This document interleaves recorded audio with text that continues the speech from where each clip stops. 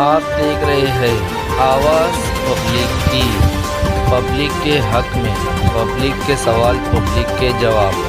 چلیے دیکھتے ہیں آج کچھ خاص خبروں پر نظر۔ دیکھتے رہے آواز پبلک۔ اضحیٰ بقرعید کی نماز ہم نے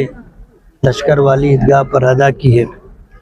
پورے شہر کا سب سے بڑا مجمع یہاں پر آتا ہے۔ اپنے شہر کی ضروریات، خاص طور پر امن و امان، لا اینڈ آرڈر کی بقا اور اس کی بحالی کے لیے، اور شہر کے اندر امن و امان، چین و سکون رہے، اس کے لیے یہاں سے ہم پیغام دینے کی کوشش کرتے ہیں۔ اس موقع پر ہم نے اتحاد کا پیغام دیا، اور ہمارے شہر پر جو مصیبت آئی ہوئی ہے روہنگیا اور بنگلہ دیشی کے ناموں سے،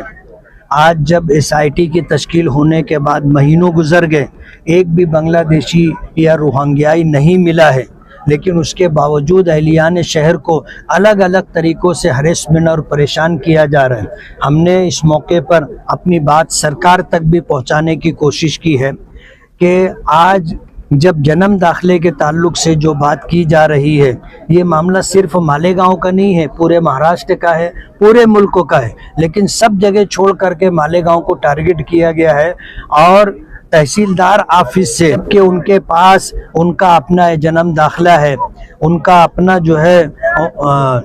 ڈیٹ آف برتھ کے تعلق سے کارپوریشن کی طرف سے جو کاغذات ہیں، اسکولوں کا LC کہو، ماں باپ کا جنم داخلہ کہو، ماں باپ کا جو ہے ڈیتھ سرٹیفکیٹ کہو، اپنے پرکھوں کا پراوا کہو، سب کچھ ان کے پاس موجود ہے۔ راشن کارڈ ہے، ان کے پاس گھر پٹی کے کاغذات ہے، ان کے پاس پاور بل ہے۔ یہ سب کچھ ہونے کے باوجود آج لوگوں کو پریشان کیا جا رہا ہے، اور انہیں اس طرح ٹارگٹ کر کے جیلوں کی سلاخوں کے پیچھے ڈالنے کی سازش کی جا رہی ہے، اور باہر سے لوگ آ کر کے اس بات کا مطالبہ کرتے ہیں۔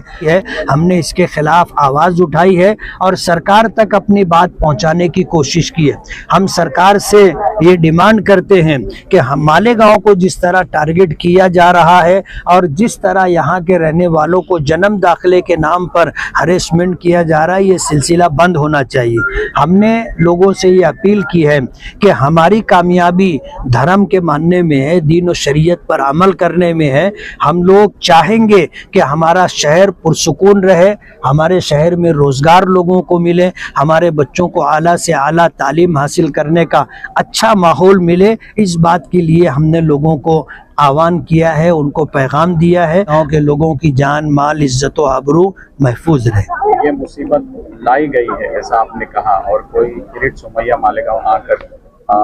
فون کرتے ہیں، یہ مصیبت لائی گئی ہے۔ ہم نے ماضی میں بھی یہ بات کہی ہے، آج یہ نئی بات ہم نے نہیں کہی ہے، اور ہمارے پاس اس کے ثبوت و شواہد ہیں